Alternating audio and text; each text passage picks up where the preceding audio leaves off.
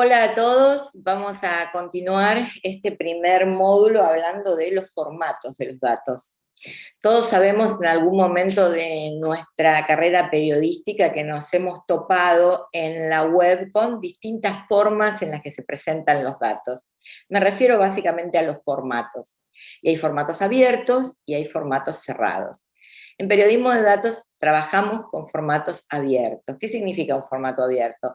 Es una estructura de datos que está libre de copyright, ustedes la pueden descargar fácilmente en su computadora, pueden procesar de manera relativamente fácil esa información, cruzarla con otros datos, es decir, tienen un nivel de disponibilidad y de accesibilidad mayor al de otros tipos de formatos en los que los datos están generalmente encerrados o atrapados adentro de un formato. Voy a compartir pantalla para mostrarles algunos ejemplos de lo que sería un formato cerrado. Esto que están viendo ustedes acá en este momento es un documento, un clásico ejemplo de un PDF en el que la información, bueno, por empezar es un PDF que tiene logos, que tiene sellos, que tiene firmas. Evidentemente uno se da cuenta al verlo que esto proviene de una imagen. Por ejemplo, si yo quisiera copiar, estoy marcando ahora como si fuera a copiar, intentar pegar esto en una plantilla de Word, resulta imposible porque fíjense que cuando hago clic sobre el botón derecho para intentar llevarme esos datos a otro formato, me dice copiar imagen, es decir, no me permite copiar texto. Y lo mismo, si yo voy bastante más abajo, aquí tengo una tabla, supongamos que necesito procesar esta tabla, necesito llevarme los datos contenidos en esta tabla a un Excel. Bueno, de la misma manera no puedo llevarme estos datos porque estos datos vienen de una imagen y están encerrados. El primer nivel de cerramiento es la imagen, porque provienen de una imagen, ¿sí? Y esto es así para todas las partes del documento. Y el segundo nivel de cerramiento que tiene este documento es que está inserto en un PDF, que es un formato que tiene una licencia, tienen la licencia del programa Adobe. Por lo tanto, este es un clásico ejemplo de formatos cerrados, PDFs en formatos cerrados. Hay otros PDFs, como este, por ejemplo, que no están tan cerrados. Por ejemplo, esta tabla. Esta tabla corresponde a las personas que fueron vacunadas en lo que se conoció en Argentina como el Vacuna Gate, personas que tuvieron privilegios a la hora de vacunarse.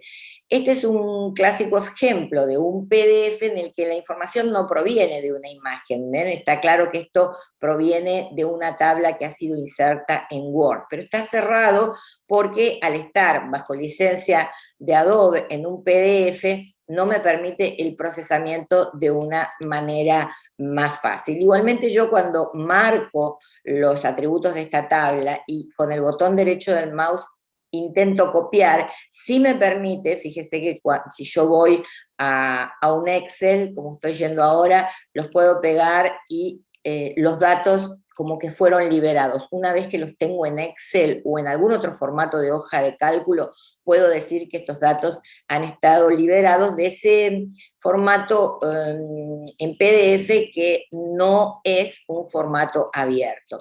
Entonces, este sería el ejemplo de un PDF y de un documento semiabierto, no está completamente abierto. ¿Qué hubiéramos necesitado para que este documento fuera un formato abierto? Que nos lo hubieran compartido en un Excel, por ejemplo, o en algún otro formato, como por ejemplo el CSV. Acá lo que ustedes ven en los sitios de datos abiertos, este es el sitio de datos abiertos de Argentina, este es el sitio de datos abiertos de Colombia, y así, si yo voy buscando sitios de datos abiertos, voy a encontrar la misma estructura. Es decir, por ejemplo, yo voy a hacer clic por un tema, vamos a suponer un tema que tiene que ver con transporte. Si ustedes ven a la derecha, en la etiqueta que está en amarillo, van a ver 3 letras, CSV. Esto es un formato abierto, tal vez poco conocido para muchos de ustedes, pero es la forma en la que generalmente se están compartiendo datos a nivel global en plataformas de gobierno abierto. ¿Y qué significa CSV? Un CSV es una, ven, ahí está, el CSV con la etiqueta en amarillo, es un archivo por sus siglas en inglés, comma separated value, ¿sí? Valores separados por coma. Les voy a mostrar un ejemplo. Aquí tenemos un CSV. ¿Sí? Yo me he descargado del sitio abierto, del sitio de gobierno abierto de mi país, lo que sería un CSV clásico, es un archivo en el que la información no está estructurada, pero es fácil de estructurar. Una vez que ustedes tienen un archivo en este formato, lo abren usando la aplicación Excel, lo primero que deben hacer es guardarlo como Excel, ¿sí? Para que puedan trabajarlo mejor bajo ese formato. Yo aquí estoy en CSV, voy a proceder a guardarlo como un Excel, ¿sí? Lo guardo como Excel para poder trabajar con mayor facilidad y para convertir este archivo que está en CSV, que es el formato que más se está utilizando a nivel mundial para compartir grandes volúmenes de datos, el procedimiento en Excel es bastante sencillo, solo tienen que marcar la primera columna, ir a la pestaña, aquí arriba, estoy marcando con el puntero, datos, ¿sí? Hacer clic donde se indica texto en columnas, le estoy indicando a Excel que me separe los atributos en columnas. La aplicación me pregunta si quiero que los datos estén delimitados. Sí, quiero que estén, por eso dejo marcado delimitados.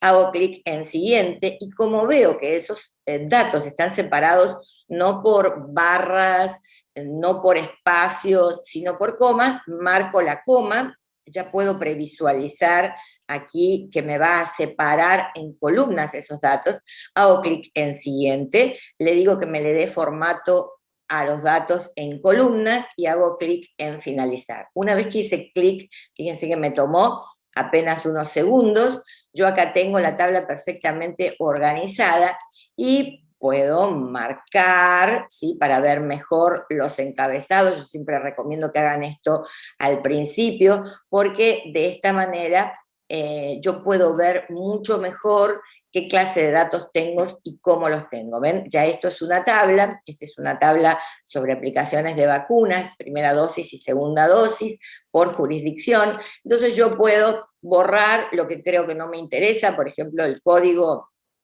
de cada provincia, lo elimino porque no es de mi interés, yo no voy a trabajar con esa columna, y dejo solamente lo que voy a utilizar. Y esto es muy útil tenerlo de esta manera porque yo puedo marcar estas columnas, puedo, yendo a la pestaña datos, aplicar un filtro y buscar solamente, por ejemplo, aquí voy a buscar solamente por tipo de vacuna. Digo, bueno, devolveme, le digo al Excel, ¿no? Le doy la indicación, devolveme todo lo que es AstraZeneca. Y ahí me aparece todas las aplicaciones de un tipo de vacuna. Y si no quiero visualizar esta, voy a ir a otra, Sinopharm, entonces me va a devolver solo lo que yo le pedí. Y esta es la manera de trabajar con CSVs, que son formatos abiertos que me permiten trabajar con mucha mayor libertad a la hora de moverme con los datos. Es decir, Excel y CSV van a ser nuestras principales herramientas. Vamos a encontrar en muchas bases de datos que vamos a ver en la próxima clase, archivos en CSV y archivos en Excel. Una vez que los encontramos en Excel, que los localizamos en ese formato, es mucho más sencillo de trabajar, podemos descargarlo directamente a nuestra computadora y comenzar a trabajar con ellos. Cuando encontramos los archivos en formato CSV, que es comma separated value, valores separados por comas, en ese caso lo que hacemos es proceder a la conversión de CSV en Excel. Como yo recién les conté, es un procedimiento relativamente sencillo, y yo he encontrado historias de periodistas que me dicen, uy, descargué un archivo que era un CSV y cuando lo abrí no supe qué hacer. Bueno, esta es una pregunta muy frecuente en periodismo de datos porque no saben cómo empezar hasta que lo tienen en un formato abierto, ¿no? Hasta que lo pueden estructurar en columnas y pasar de ese formato cerrado que tenían originalmente, como puede ser un CSV, a un Excel. En el módulo 3 vamos a ver técnicas de scrapping, significa cómo extraer los datos cuando están encerrados, por ejemplo, en un PDF, que es la situación más común de todas. Pero no se preocupen, vamos paso a paso. Aquí les presenté los formatos abiertos y los formatos cerrados. Ahora, en la próxima semana, en el próximo módulo, vamos a ver cómo encontrar datos abiertos en la web, y no solamente en sitios gubernamentales, sino también en bases de datos. Hasta la próxima.